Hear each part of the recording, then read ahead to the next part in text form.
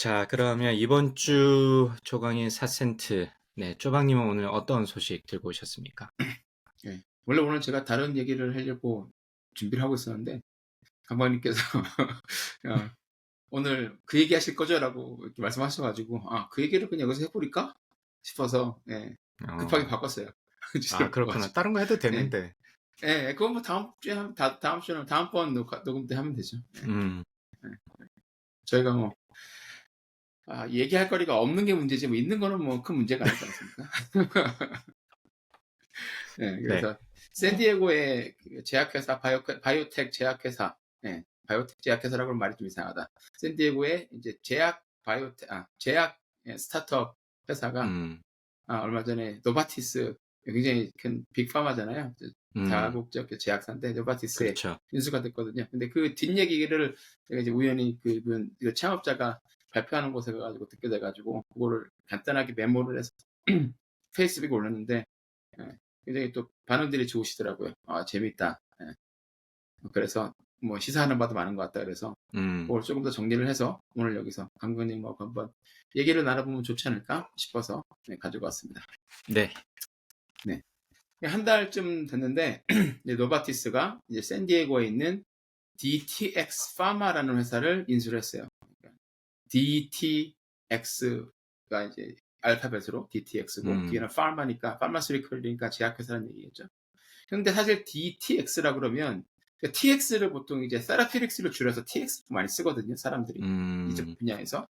그래서 DTX라고 그러면 보통 요즘에 많이들 나오는 디지털 치료제, 그 이제 네네네. 영어로 디지털 세라피릭스라고 많이들 하는데, 그거를 이제 디지털 세라피릭스가 너무 기니까 그걸 줄여서 DTX라고 쓰는데, 이 회사는 그거랑은 아무런 상관없는 회사예요. 그래서 처음에 DTX 음, 파마라고 그래가지고 사람들이, 이거 무슨 디지털 세라픽스 하는 회사인가? 그걸 노바티스가 썼나? 이렇게 알고서 들어왔다가, 보고서, 그건 아니냐고 많이 넘어가긴 했었는데, 하여튼 이 회사를 노바티스가 인수를 했는데, 얼마에 인수를 했느냐면, 미국 달러로, 미국 돈으로 1 빌리언 달러. 그러니까 하나로 하면 1조 3천억 원이 좀 넘는 금액에 인수를 했다고 발표를 음, 했습니다. 굉장히 대박 딜인 거죠. 예. 그렇네요. 샌디에고가 또 이제 이 작은 도시 샌디에고가 이제 들썩들썩거리게 됐죠.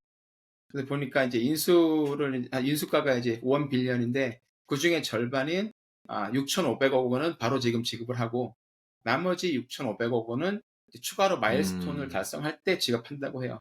그러니까 이런 딜의 경우가 뭐 종종 있거든요. 네네. 그러니까 아무래도 어, 양쪽이 이제 서로 절충을 하는 거죠.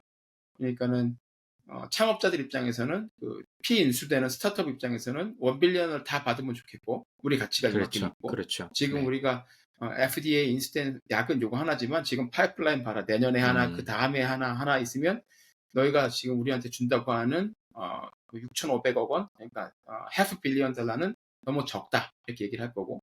대신에 이제 노바티스 같이 이렇게 인수를 하는 회사는 그건 알겠는데 너희들이 마일스톤을 다 이 할지 않을지. 네. 계획한 대로 달성한다는 보장이 없지 않느냐.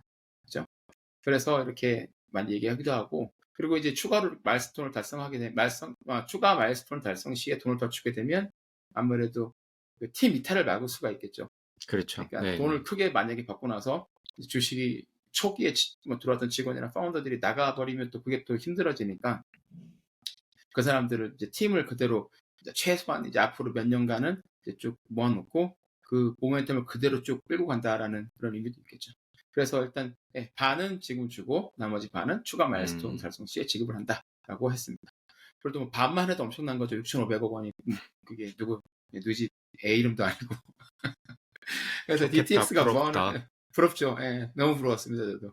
근데 DTX가 이제 아까 디지털 헬스케어는 아니라고 말씀드렸는데 이게 siRNA 기반의 신경질환 신약을 개발하는 회사예요. 그러니까 옛날 음, 같으면 siRNA 그러면 사람들이 뭔 소린가 싶은데 이제 아무래도 요즘에 코비드 때문에 이제 RNA가 뭔지 그렇죠. 사람들이 알잖아요, 그죠? 근데 네네. siRNA는 이제 Small Interfering RNA라고 그래서 이제 그 물질을 기반으로 가지고 신경질환 신약을 이제 개발하는 회사인데 이 회사가 창업한 지가 6년 정도밖에 안 됐어요. 그러니까 음, 2017년 7월에 창업했거든요. 그러니까 진짜 딱 만으로 거의 6년 만에 회사를, 예, 그 뭐죠? 음, 인수 회사를 판 거죠. 팔고 엑시트를 그렇죠. 하게 된 네. 거죠. 그러니까 6년 만에 대박 엑시트 했는데 이게 이 가격이 1조 원, 1 빌리언 달러가 샌디에고 라이프텍 회사의 인수 그 M&A 딜 중에 최고 기록이라고 해요. 그러니까 지금부터 한 음, 40년 정도 전에 이제 하이브리텍이라는 회사가 있었는데 그 40년 전에 이제 일라이 릴리라는 이제 제약회사에 약 4천억 원의 인수가 됐었거든요. 그때 그 돈이 사실 그것도 굉장히 큰 돈이죠. 40년 전에 4천억 그렇죠. 원이면. 네. 그렇죠. 네. 근데 그렇게 되면서 이제 샌디에고가 그때 이후로 바이오텍 클러스터로 확 부상을 하게 됐는데, 음, 예, 그때 이후에 지금 이제 대박 엑시시 기록을 세웠다라고 이제 해서 이제 샌디에고가 좀 들썩들썩하고 있어요. 그래서 이분이 이제 아무래도 이렇게 되고 나니까 그 창업자가 되게 주목을 받게 될 거 아니에요. 그래서 예, 창업자 그렇죠. 이름이 이제 아서 서코라는 사람인데 그냥 그 퍼스트 네임을 RT라고 부른다고 그러더라고요. 그래서 네. RT가 이제 샌디에고에서 가장 핫한 인물이 되어 있는데 이 친구 나이가 한 40 초반 정도 되는 것 같아요. 음, 40이 됐거나 아니면 음, 많이 안 됐거나 40 초반 정도 되는 친구인 것 같아요. 그래서 이제 파이어사이드 챗도 나오고 이것저것 만 이제 이벤트도 많이 나오곤 하는데 이분 발표를 들을 기회가 있어서 제가 한번 들어갔다가 그냥 요약을 좀 해봐 해서 왔었습니다. 이게 재밌는 게 이 회사가 성장하게 된 게 미국에서 샌디에고가 세 번째로 큰 바이오 클러스터가 된 이유가 잘 나타나 있는 것 같아요. 그래서 제가 음, 이 블로그라든지 아니면 여러 가지 이것저것에서 발표를 했거나 아니면 뭐 가끔씩 저희 이 조광의 4센트 예전에 팟캐스트 할 때도 몇 번 얘기했던 내용들도 잘 이제 들어가 있어서 한번 그렇게 다 들어가 있어가지고 오늘 소개하면 좀 그렇네요. 좋을 것 네네. 같다 생각이 듭니다. 네. 그래서 일단 이 RT는 어떻게 보면 범강박 나와버리를 할 수 있죠. 델라웨어 거기까지 커버 가능하시니까. 아, 그렇죠. 예, 델라웨어 여기 예. 바로 옆인데. 예. 그러니까 저 갔을 때도 델라웨어에서 피자 사줬잖아요. 맛있는 아, 맞아, 피자집에서. 맞아, 맞아, 맞아, 맞아, 예. 맞아. 네. 그래서 RT가 유니버시티 오브 델라웨어에서 이제 학부를 마쳤어요. 셀 음, 바이올로지를 전공을 하고 2001학번 정도 되는 것 같더라고요. 음, 전공하고 이제 거기서 이제 우수하게 그러니까 뭐 숨만큼 라우드 이렇게 하기로 받고 음, 이제 UCSD로 와서 UCSD에서 이제 바이오메디컬 사이언스로 박사 학위를 이제 받았습니다. 이 친구가 박사 학위를 시작한 게 2005년에 해가지고 2009년 12월에 딱 디펜스를 했더라고요. 제가 음, 2005년에 UCSD에서 박사학위를 시작을 해서 2010년 10월에 디펜스를 했거든요. 네. 야, 정확히 겹치는데 만나지는 못했어요. 이분이 이제 저는 공대 쪽이었고 이분은 바이오메디컬 사이언스 약대 쪽이라서 반대쪽 아, 서쪽 바닷가 쪽에 있는 쪽이라서 아마 못 봤던 것 같은데 핑계십니다. 뭐 봤다고 뭐 했겠습니까? 근데 그때부터도 좀 그랬던 게 이 친구가 인터뷰에서 얘기를 한 게 자기는 대학원생일 때도 아카데미아로 가는 건 생각을 하나도 안 했고 음, 창업을 하고 싶다는 생각을 계속 했었대요. 음, 그러니까 재밌는 게 뭐 보통 그렇게 되는 경우에는 이 약대나 의대나 이런 쪽에서 창업을 내가 계속 하고 싶다 이런 분들 같은 경우에는 가족분 중에 누가 아프거나 이런 사람들이 가끔씩 있거든요. 이걸 내가 네네네. 고쳐보겠다. 아니면 뭐 네네. 우리 뭐 가족 중에 누가 이런 희귀병에 걸렸는데 내가 뭐 신약을 개발해보겠다 이런 동기 같은 게 있는 경우들이 많은데 그런 건 없는데 그냥 그게 자기는 존경을 했다고 그러더라고요. 음, 그래서 대학원 시절에도 스타트업을 창업을 했었대요. 그래서 이게 뭐 알츠하이머 치료제 개발하는 회사를 창업을 했는데 기록을 찾아보니까 뭐 아무데도 기록도 없고 뭐 펀딩을 받았다는 것도 없고 그냥 시도를 했다가 아니다 싶어서 접은 것 같아요. 근데 이것만 봐도 이제 일단은 자기 목표가 뚜렷하게 세워져 있는 사람이었다라는 게 이제 알 수가 있고 박사학위를 마치고 나서 이 친구가 이제 포닥을 한 1, 2년 정도 하면서 뭐 어디로 갈까 하다가 이제 회사에서 영국 그 신약 개발을 자기가 하는 스타트업을 하고 싶은데 이제 대학원생 때 해보니까는 뭘 잘 모르는 상태에서 시작을 하고 그리고 돈을 끌어오고 사람을 끌어와야 되는데 자기가 아무런 네트워크도 없고 뭐 보여줄 게 없잖아요. 네, 그렇죠. 그러니까 지금 해봤자 의미가 없겠다 싶었는지 그러면 일단 큰 회사에 들어가서 제약회사에 들어가서 제약회사의 그 프로세스 어떻게 되는지도 한번 살펴보고 거기서 일하면서 실제로 이제 연구도 더 해보고 그리고 네트워크도 쌓자 뭐 이런저런 생각으로 이제 존슨앤존슨에 입사를 했다고 음, 합니다. 그래서 샌디에고에 있는 J&J 존슨에 입사를 해가지고 이제 당뇨병 치료제 개발팀에서 한 3년간 일을 하다가 이제 또 이제 강박님의 범 강박 나와버린 메릴랜드 게이터스버그의 그 위에 제약회사 되게 많잖아요. NIH 맞아요. 위쪽에 네, 락빌 네, 게이터스버그 쪽에 네네. 거기에 메드윈이라는 회사가 있는데 음, 거기서도 또 당뇨 치료제 개발팀에서 한 2년 반 가까이 이제 일을 해요. 한 5-6년 가까이 경험을 쌓고 나서 다시 2016년에 샌디에고로 돌아와 가지고 한 1년 정도 이제 또 레귤러스라는 회사에서 좀 일하다가 이제 2016년 17년 7월에 이제 DTX 파마를 창업을 하게 됩니다. 그래서 그때 같이 일했던 사람들 몇 명은 이제 그 같이 코파운더로 시작을 했다고 그러더라고요. 그러니까 어떻게 지금까지 보면 되게 전략적이었네요. 그죠? 뭐 그쵸. 한번 물론 그러니까 한 번은 실패를 했지만 그 이후에는 제가 볼 때는 신약 개발하는 그런 어떤 프로세스도 이게 대기업에 돌아가는 프로세스도 배웠을 거고 거기서 뭐 서플라이어나 아니면 바이어나 이런 어떤 뭐 네트워크도 좀 쌓았을 것 같고 그쵸. 그리고 뭐 메릴랜드 쪽에 아무래도 말씀처럼 제약회사가 많으니까 거기에 또 네트워크도 음. 잠깐 발을 들여놔가지고 거기에 또 네트워크도 쌓고 이렇게 준비를 철저히 한 다음에 지금 DTX라는 자신의 회사를 2017년도에 설립했으니까 사실은 이 5년 박사학위 받고 5년이 아니네요. 거의 8년 가까운 시간 동안 계속 이제 돌아다니면서 거기에 해당되는 경험이나 그쵸. 네트워크를 잘 한 다음에 2017년도에서 아마 그때쯤이면 이제는 뭔가 되겠다라는 그쵸. 생각이 있었겠죠, 그죠? 그쵸. 그렇게 맞아요. 창업을, 예. 네, 창업을 한 것 같네요. 네. 그러니까 그 창업 이제 뭐 이런 발표 스타트업 행사라는 이런 데서 발표를 가끔 하면 이제 대학생들이나 대학원생들이 질문을 하거든요. 그러니까 "코파운더는 어떻게 구하는 게 제일 좋습니까?" 음, "학교에서 제일 구하는 게 제일 좋다." 근데 학교에서 구해서 바로 창업을 하면 아무래도 이제 그 사람들이 다들 뭐 "회사 경험이 없으니까 힘들 수도 있다." 이런 얘기 많이 하는데 이분은 이제 그 약점은 이런 식으로 커버를 한 것 같아요. 그래서 그러니까, 나가서 네. 자기가 이런 회사를 할 건데 예를 들어 어떤 병을 치료를 할 어 약을 만들 것인지도 사실 모르잖아요. 그거를 이제 음, 제약회사 다니면서 계속 여러 사람들하고 얘기도 해 보고 거기서 시장이 어떻게 돌아가는지 보면서 이제 생각을 했을 거고 그걸 하는데 누가 제일 적임자일까? 내가 CEO를 음, 한다면 누군가는 또 다른 R&D를 맡아줘야 될 거고 누군가는 또 오퍼레이션을 줘야 될 거고 이런 음, 사람들을 계속 찾아봤겠죠. 그러니까 뭐 6-7년 정도 계속 이제 그 목표를 놓치지 않고 생각을 해왔던 것 같고요. 사실 이렇게 하는 게 이론적으로는 가장 좋긴 한데 문제는 이렇게 해서 박사과정을 마치거나 뭐 졸업을 하고 나서 큰 대기업에 입사를 하게 되면 이 월급과 베네핏이 주는 그 음, 아 만족감에 취하기 때문에 사실 또 그걸 다 내려놓고 창업을 하기 쉽지 않잖아요. 맞아요. 그러니까 그게 참 장단점인 것 같아요. 그러니까 아무것도 모를 때 시작할 때 오는 또 장점이 있거든요. 너무 많이 알면 또 이렇게 재고 막 겁도 많이 나오고 이러다 보면 안 하게 되는데 하여튼 요것도 그냥 근데 이분은 이제 그런 것들을 이제 그래도 자기가 계속 하고 싶다는 열망이 더 컸던 것 같아요. 그래서 네. 예 5-6년 정도 그 7-8년 가까이 있다가 이제 샌디에고 와서 2017년 7월에 DTX 파마를 창업을 합니다. 근데 창업을 했을 때 뭐 쪼박님도 그 뒤에 얘기도 약간 쪼박님 얘기랑 조금 겹친 부분이 있어서 질문을 조금 하면 좋을 것 같은데 네. 그 쪼박님도 사실 중간에 약간 텀이 있었잖아요. 예예.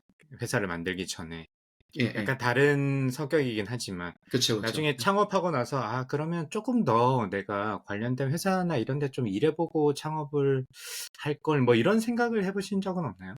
예 그 생각은 항상 했었어요. 음, 항상 하고 가장 두려운 게 그런 거예요. 그러니까 제 몸에 맞지 않는 옷을 계속 입고 있어야 된다는 부담감이 음, 있잖아요. 그러니까 예를 음, 들어서 저는 처음에 입사했을 때부터 타이틀이 CTO잖아요. 근데 사실 CTO라는 직업 그 롤은 굉장히 중요한 롤이거든요. 네, 보통 너무 무거워. 회사에서. 너무 무겁죠. 예. 옷도 너무 크고 무거운데 이걸 입고서 어쨌든 뭐 어떻게 흉내는 내야 되는데 네, 그걸 잘 못하니까. 그리고 이제 아, 아무래도 예. 내가 하고 있는 게 제대로 맞는 건지도 잘 모르겠고 음, 음, 예. 그리고 뭘 잘못하는 건지를 모르고 그러니까 우리가 가장 두려울 때가 when we don't know what we don't know일 때잖아요. 뭘 네, 모르는지를 모를 때가 제일 위험한 상태잖아요. 예 그런 상태로 몇 년을 계속 일을 하게 되니까 항상 그런 음, 생각을 많이 했었어요. 누군가 음, 그러니까 '큰 회사에서 좀 일하다가 들어오면 좋겠다.'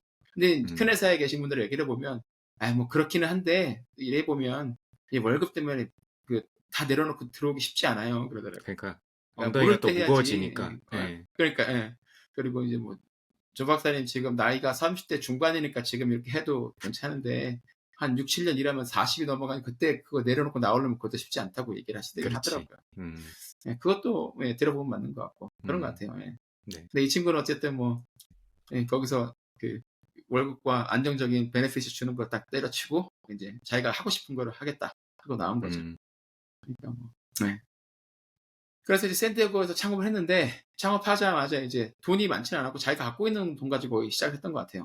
음. 그래서 처음에는 이제 오피스도 없고 어떻게 할까 하다가 이제 샌디에고에 이제 스타트업 교육기관인 커넥트라는 곳이 있거든요. 강박님도 잘 네. 아시죠? 예. 네네네. 커넥트. 예.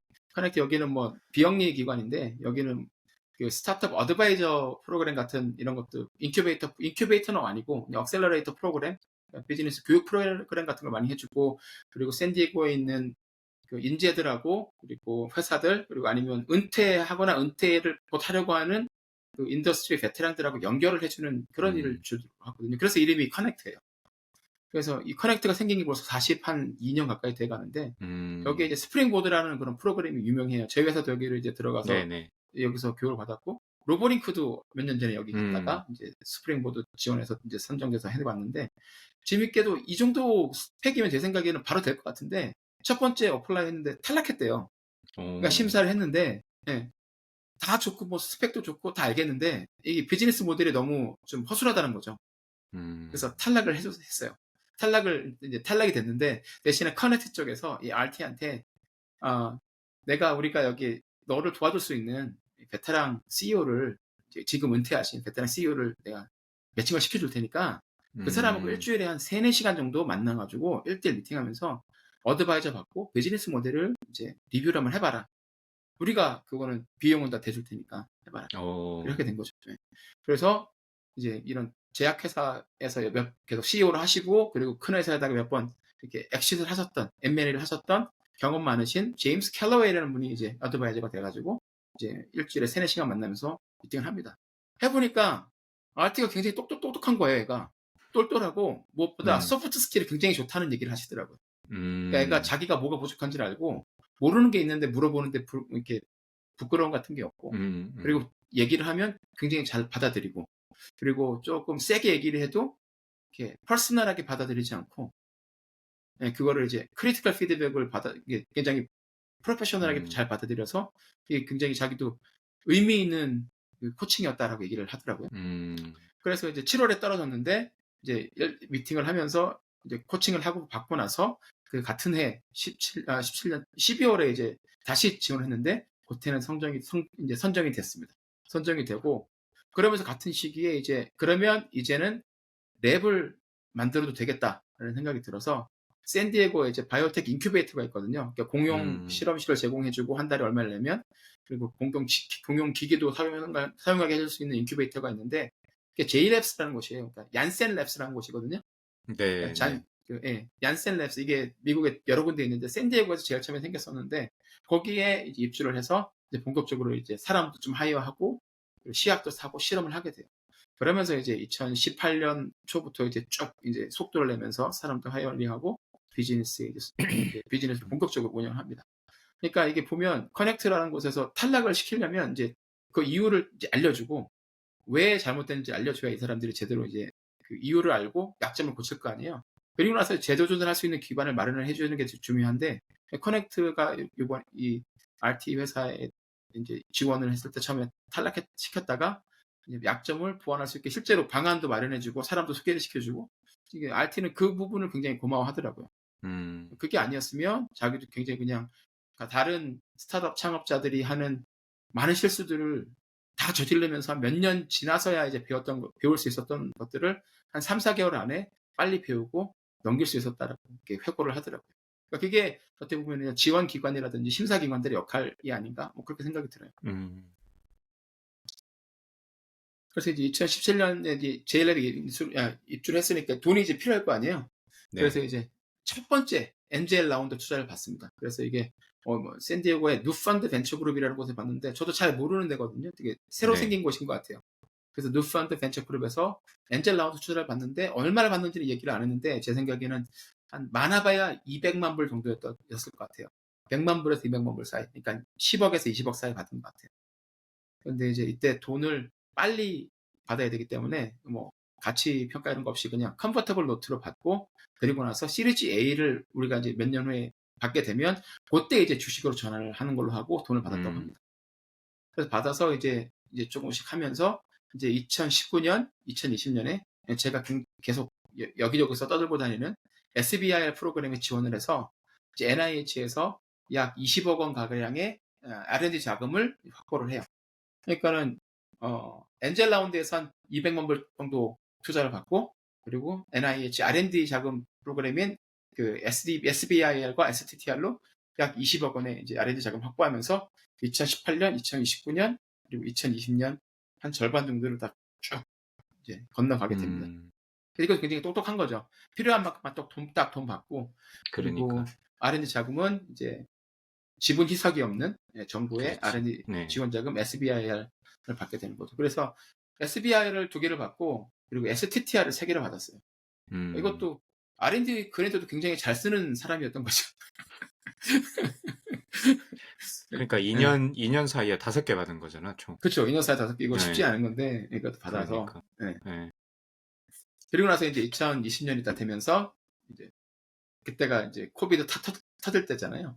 그때 이제 시리즈 A를 유치하는 이제 펀드레이징을 이제 레이징을 하는데, 그때 총 10.6 밀리언 달러, 그러니까 1,000만 달러 조금 넘게 투자를 유치를 했다 그래요. 그러니까 140억 원 정도 투자를 유치했는데, 이때 완전히 오버 서브스크라이브 되고 난리도 아니었다 그래요. 그러니까 오버 서브스크라이브이 뭐냐면, 처음에 이제 스타트업 회사가 우리는 이번에 시리즈 A에서 예를 들어서 500만 불 투자를 받겠습니다 그러면, 사실 이 회사가 별로 핫하지 않으면 500만 불을 펀드레이징 하는 게 굉장히 힘들잖아요. 아무도 돈을 그렇죠. 안 들어오려고 할 거예요. 네네네. 근데 회사가 굉장히 핫하면, 우리가 500만 불 하겠다 그러면 막 너도 나도 이제 돈을 싸들고 오는 거죠. 우리 것 좀, 우리 투자 받아줘.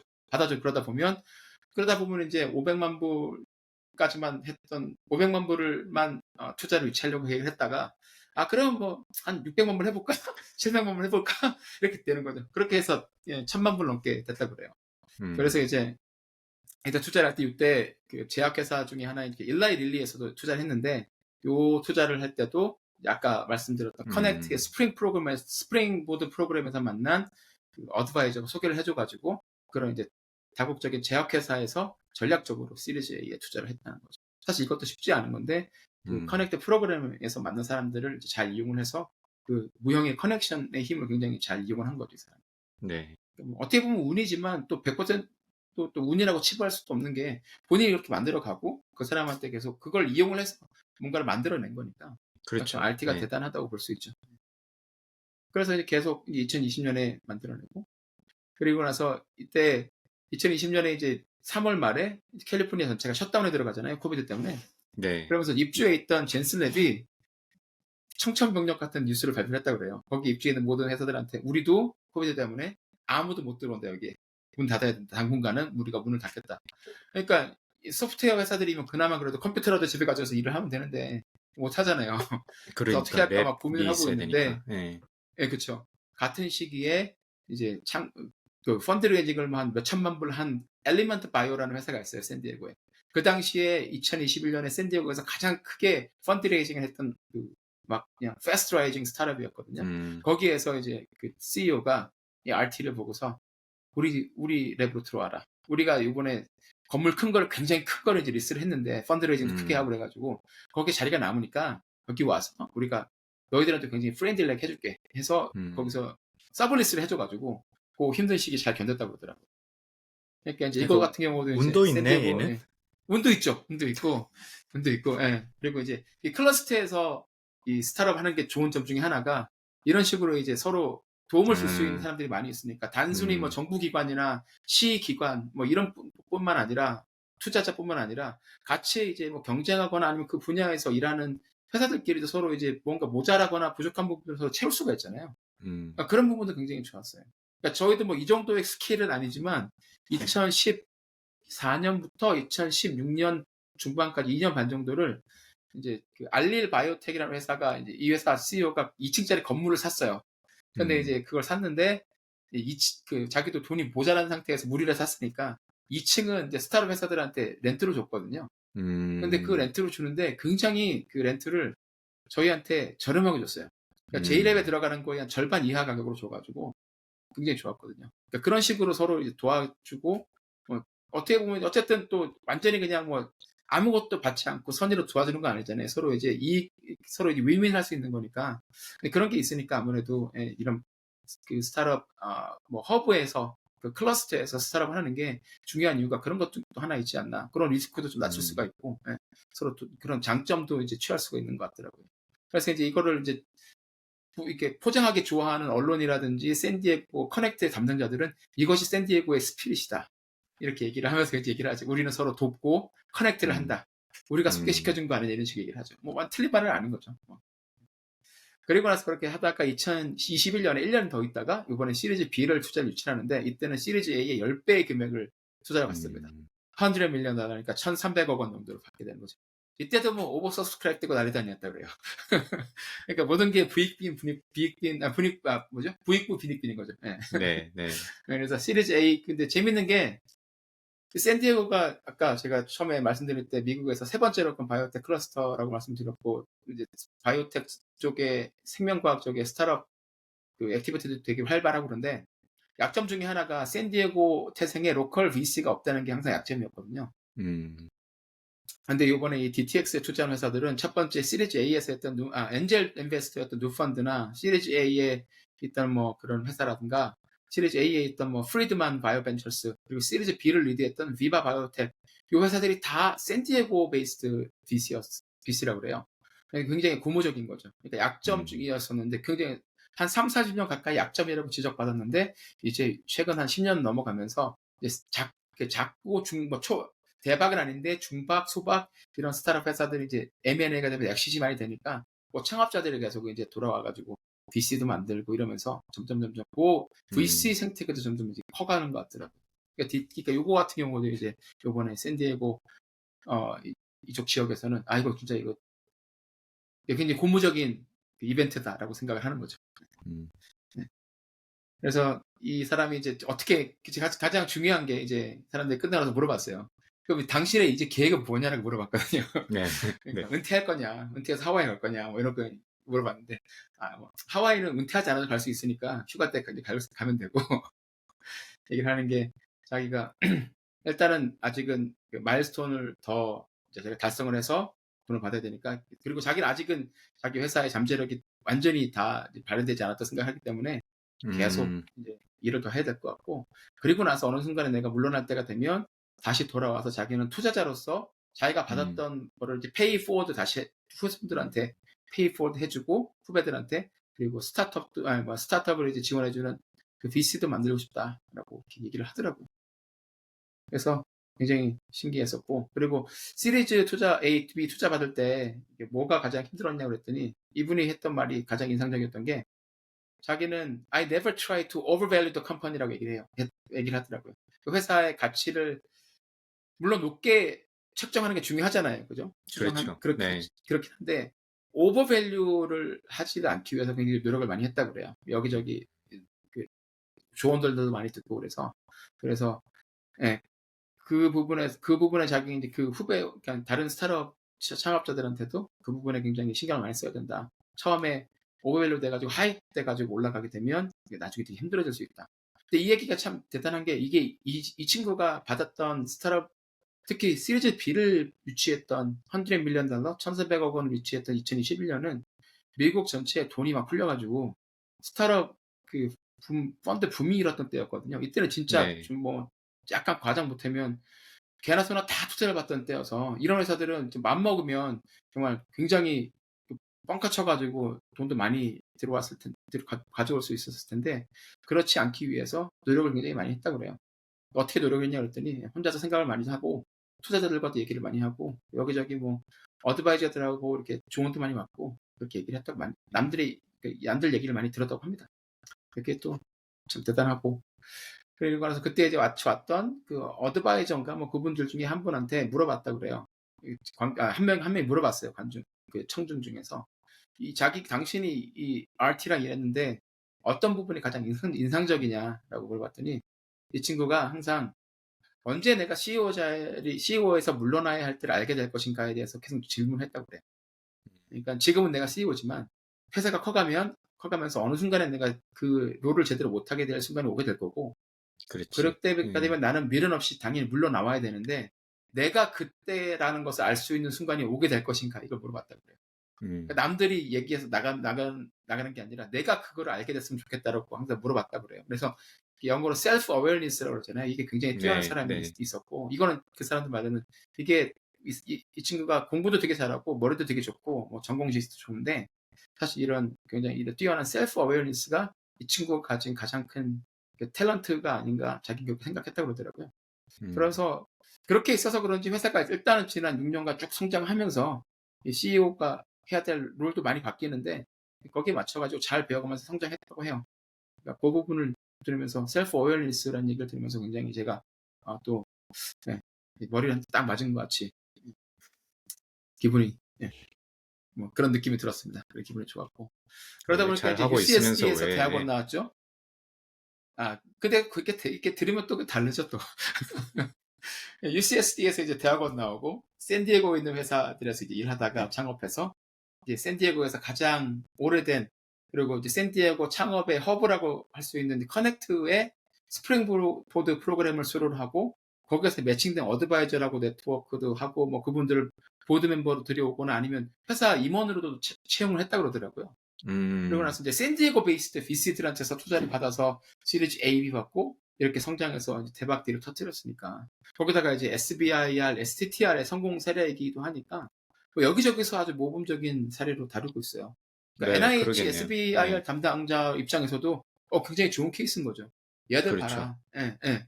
그거 하기 전에 기업 가치도 없는 상태에서 매출이고 뭐 아무것도 없는 상태에서 SBIR 가지고서 SBIR, STTR 가지고 200억만 불 정도 받아서 성공하고 기업 가치 높게 올려서 시리즈에 1000만 불 받고 그 다음 해에 또 10배 이상 투자 받고 노바테스 되지 않았냐라고 얘기하는 거죠. 그래서 앞으로 이제 아마 NIH, SBIR 웨비나 가면 이 회사 얘기 많이 나올 것 같다. 뭐 그런 생각도 듭니다. 네. 뿌듯하시겠어. 또 샌디에고 출신이고 하니까. 그렇죠. 예. 그래서 일단 링크드인으로 메시지는 보냈는데 바쁜 것 같아요. 답장을 안 해주시더라고요. 그래서 조금 지나고 나면 다시 한번 링크드인으로 다시 한번 연락드리고, 다음번에 네. 이제 UCSD나 이런 데도 분명히 이런 행사를 또 할 거기 때문에 음, 자랑스러운 동문 행사 이런 거 분명히 하지 않겠습니까? 그러면 그때 이제 그렇지. 등록해서 가서 옆에서 인사라도 드리고 명함이라도 드리고 와야 되지 않을까. 아유, 그 옆에 같이 앉아 있어야지. 자랑스러운 네. 동문. 그래서 여기 사진 찍고 페이스북에 올리도록 하겠습니다. 그 그래서 이제 말씀하시는 것 중에 뭐 이거는 저희가 특별히 준비한 원고는 아닌데 궁금한 게 있어가지고 그 네. 커넥트 프로그램 같은데 아까 말씀하셨듯이 이게 자문가 뭐 물론 커넥트도 되게 음. 인상적이긴 하네요. 떨어졌는데도 불구하고 그쵸. 뭐 포텐셜이 있으니까 뭔가 아쉬운 게 있으니까 아마 그랬을 거고 그걸 갖다가 계속 팔로우하는 것도 굉장히 그 인상적인 부분이기도 하고 보통 그쵸. 떨어졌으면 뭐 다음에 하든지 말든지 이게 아니라 그걸 갖다가 그쵸. 어떻게든 또 끌고 가려는 것도 되게 인상적인데 거기 맞아요, 그 맞아요. 매칭해 주셨다 그랬잖아요. 그 예. 세 번 정도 만나라. 예, 예, 그런 예. 분들은 그 보수 같은 거는 그러면 그것도 발런티어 형식으로 발론티어라고 저는 알고 있어요. 따로 주시지 음 않고. 예. 그래서 그러면 커넥트를 나중 처음에 만들었을 때 이제 철학이 그런 거였고, 그리고 음, 거기에 계신 분들이 이제 자기가 그러니까 페이 포워드라는 얘기를 많이 하잖아요. 예, 그렇죠. 예, 예. 네. 그러니까 페이 포워드를 하는 분들이 뭐 아무 데서나 그냥 무턱대고, 그분들도 어딘가 가서 좀 내가 페이 포워드를 했을 때 그게 또 효과가 나는 곳에서 하는 게 보람이 있을 거 아니에요. 그렇죠. 그래서 네네. 그래도 그래도 똘똘한 애들이 모이는 곳에 가니까 아무래도 커넥트에 가서 하면 좋고요. 사실 이거를 음, 약간 삐딱하게 본다면 페이 포워드라고 너희들이 포장은 하지만 결국은 누가 잘 될지 모르니까 어느 그룹에서 비나올지 모르니까 그냥 페이 포워드라는 이름을 해주는 거 아니냐 얘기를 하긴 하는데 뭐 음, 이렇든 저렇든 어떻습니까? 그리고 음. 이게 여기 보면 커넥트에 계시는 분들이 이제 다음 커리어를 준비하는데 또 유용하기도 해요. 그럴 수 있을 것 같아요. 네. 예, 그렇게 좋은 커멘트를 해주면 나중에 뭐 보드 멤버가 될 수 있다든지 그런 그렇죠. 나중에 회사가 커졌을 맞아요. 때 그래서 예, 예, 커리어를 바꾸는 찬스도 될 수도 있어서 여러모로 그렇죠. 네, 좋은 그 플랫폼을 잘 만든 것 같긴 하네요. 예, 커넥트가 비영리 단체고 이게 회원들의 뭐 성금과 뭐 도네이션으로 이렇게 이어지는 게, 회비와 뭐 도네이션으로 이어지는 거라서 이게 예산도 되게 작아요. 음, 그래서 사람들도 별로 없고 상주 인원도 별로 없고 그런데, 근데 그러다 보니까 거기에 맞춰서 운영을 하는 거죠. 음, 그래서 뭐 돈 들여서 뭐 인큐베이터 이런 사업도 절대 안 하고요. 그런 거 하고 음, 싶다고 하는 회사들은 하고 싶다는 이제 그런 거 해야 되지 않을까라고 한 10년, 20년 전에 얘기가 나와서 바이오텍 하는 이제 쪽 사람들은 커넥트에서 떨어져 나와가지고 바이오콤이라는 단체로 이제 분사를 음, 했고요. 이 회사는 그래서 음, 지금 뭐 여러 가지 사업들 되게 많이 해요. 그리고 많이 음, 하고 그리고 이제 그 안에서 IT 쪽이랑 뭐 이런 하드웨어 쪽으로 하고 싶다는 사람들이 빠져나가서 하고 있는 게 에버넥서스라는 곳이 있는데 그래서 얘들은 음, 그냥 자기들이 그 전부터 하고 싶었던 그런 하드웨어 중심의 인큐베이터 사업도 하고 있어요. 공유 오피스 이런 음, 사업도 하고 있어요. 근데 커넥트는 그렇게 하고 싶은 사람들은 자기들이 이제 네트워크용에서 나가라. 네. 사업하고 분산을 하되 우리는 계속 비영리 단체로 남아서 예, 초기에 그 철학을 계속 유지하겠다 얘기를 하고 있고 그렇게 지금 계속 하고 있죠. 그러니까 그분들 말씀은 거기에 들어오시면 이제 뭐 한 연세 한 50대 중반, 60대 정도 되셨는데 새로 뭐 시작하기에는 조금 힘들고 돈은 이제 좀 많이 벌으셨는데 뭔가 음, 의미 있는 음, 일도 하고 싶으시고 그리고 그전에는 안 해봤었던 어드바이저로서 뭐 보드 멤버라든지 투자 역할을 하고 음, 싶으시면 여기 와서 그분들도 자기들이 이제 네트워크를 쌓는 거죠. 음, 경험도 쌓고. 그러니까 그런 것들을 정말 잘 이용을 하는 시스템이 아닌가 그런 생각이 들어요. 음. 네, 뭐 아마 좀 그 한국이나 이런 데도 조금 도움이 될 만한, 근데 안 될 이유도 있을 것 같아. 이게 굉장히 특별하게, 아이디얼하게 지금은 구성이 돼 있는 것 같은데, 네, 네. 자칫 잘못하면 안 될 이유도 많을 것 같아서, 뭐, 그렇죠. 네, 이걸 반치마킹을 그냥 바로 한다고 해서 할 수 있는 부분은 아닌 것 같고, 약간 문화적인 측면이라든지, 네, 네. 전반적인 뭐 사회 경제적인 부분이라든지, 뭐 이런 맞아요. 것들이 여러 개의 조건이 좀 필요할 것 같다는 좀 생각이 들었고, 그래서 그게 궁금했고, 그 네, 뭐 물론 알고 있었지만 SBI랑 STTR이랑 1년에 여기 지금 2년에 5개니까 일단 네, 네. 1년에 2개 이상씩 뭐 평균적으로 봤을 때는 그렇죠. 받았는데 네, 이 네. 중복으로 받는다는 부분은 네, 네. 제가 볼 때마다 너무 신기해요. 그렇죠. 과연 한국에서 이게 아마 감사 들어가지 한국에서 않았을까. 예, 가능 투서 니네 들어가지 뭐 않았을까.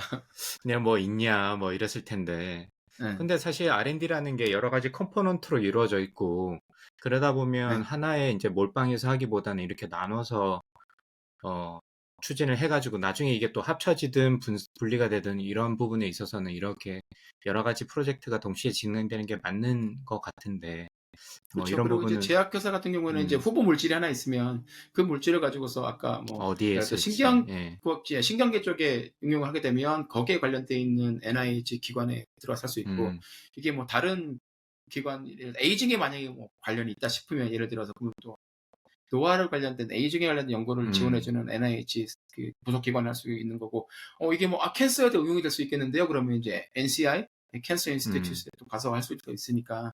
그렇게 하더라도, 어쨌든 그 FCBR 하나 아래 다 들어와 있기 때문에 서로 중복 체크는 다 하거든요. 음, 그러니까 뭐, 그거 그 시스템을 당연히 믿으면 되는 거고, 뭐, 그렇게 해서 성공 사례가 나오면, 네, 어쨌든, 그 정상적인 리뷰 프로세스를 거쳐서 받은 거니까 뭐 거기 문제를 삼을 이유는 없을 것 같다는 생각이 들어요. 네. 뭐 팔이 안으로 근데 보으니까 뭐 저는 예.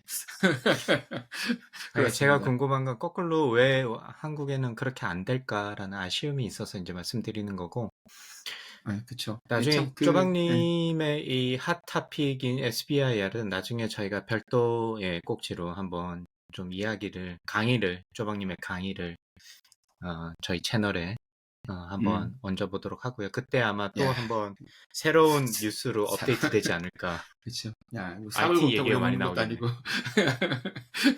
그렇습니다.